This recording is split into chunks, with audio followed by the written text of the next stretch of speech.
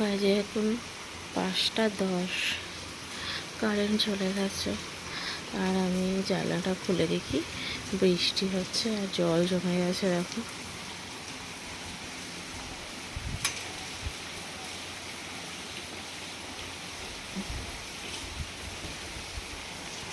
জল জমে গেছে।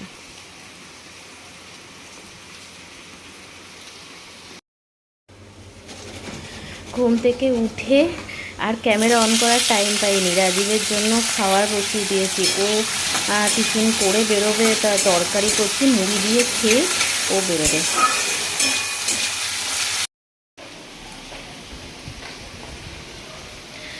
Hello everyone, good morning. কেমন আছো তোমরা? আশা করি তোমরা সবাই খুব ভালো আছো আর আমরাও খুব ভালো আছি। আজকে ওয়ার্কআউট ছিল না, আজকে অফ ছিল, তার জন্য আজকে একটু দেরিতে উঠেছি ঘুম থেকে।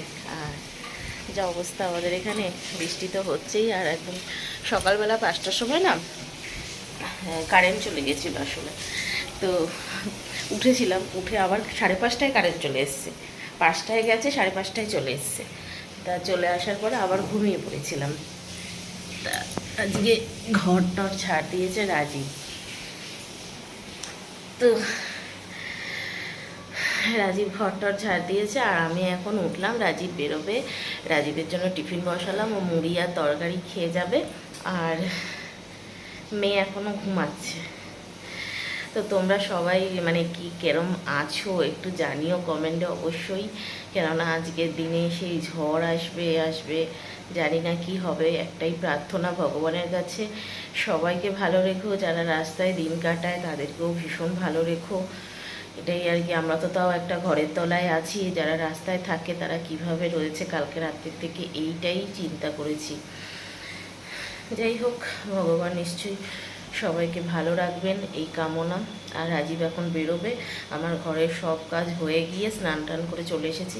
টিফিনটা হলে ও টিফিনটা খেয়ে বেরোবে। এমনিতে কারেন্ট কিছু জ্বালায়নি, কালকে তো যাইনি। আজকে সকালবেলা শুধু একটুখানি গেছে, আধ ঘন্টার জন্য, ব্যাস। আর যায়নি কারেন্ট। যাই হোক, আজকে তোমাদের বলি, আজ হচ্ছে বারটাই ভুলে যাই আমি, কি সমস্যা। আজ হচ্ছে সোমবার। আজ হচ্ছে সোমবার আর এখন বাজে 9:44। চলো ব্লগটা শুরু করি, আশা করি তোমাদের ভালো লাগবে। ব্রেকফাস্টের টাইম আমার চলে গেছে আর আমি এখন অ্যাফ্রেশ নিচ্ছি। আর রাজীবকে দিয়ে দিলাম, ও খেয়ে নিক। ও নিচে যা জল জমে আছে, দাঁড়াও তোমাদের দেখাচ্ছি।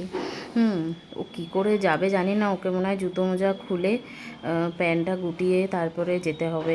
না হলে যদি ওলা একদম ঘরের সামনে আসে তাহলে ও একদম উঠে যেতে পারবে, অসুবিধা নেই। তবে আসবে কি না সেটাই হচ্ছে সন্দেহ। তো যাই হোক, চলো আমি অ্যাফ্রেশটা নিয়ে তারপরে ব্রেকফাস্ট নেব।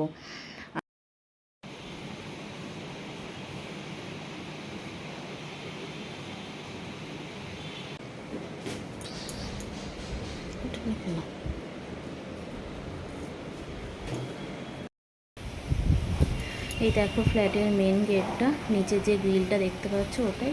আর ওর বাইরেই দেখো কেমন জল, দেখেছো? এইরকমভাবে বেরোবে কী করে? এবার ওলা যদি সামনে আসতো তাহলে, বাট আসেনি ওলা।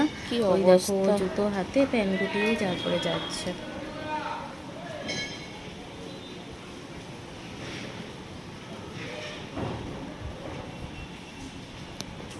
দেখেছো নামবে জলে, কত জল। জল দেখছো, দেখো গুনে থেকে উঠে।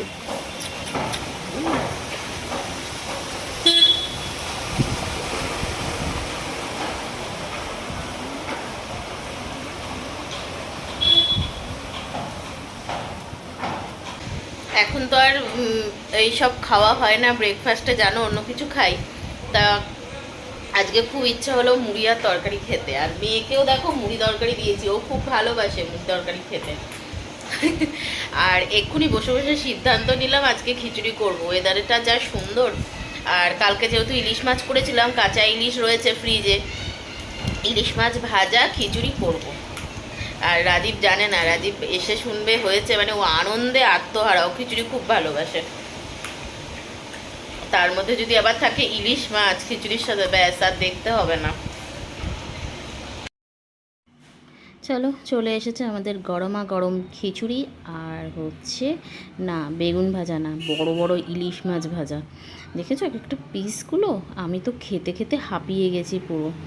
যতই বড় মানে ভালো লাগুক না কেন, এই যে ধৈর্য ধরে ইলিশ মাছ খাওয়ার যে ব্যাপারটা, খেতে তো খুবই ভালো লাগে, একটার জায়গায় দুটোও ভালো লাগে, কিন্তু ওই যে ধৈর্য ধরে কাটা বেছে খাওয়া, বাবা সেটা হচ্ছে খুব ধৈর্যের ব্যাপার। তো যাই হোক, চলো আমরা খাওয়া দাওয়া করে নিই, আর ভিডিওটা বড় করব না, এখানেই ভিডিওটা শেষ করব। সবাই ভালো থেকো, সুস্থ থেকো, এইভাবেই পাশে থেকো। Tata, bye bye.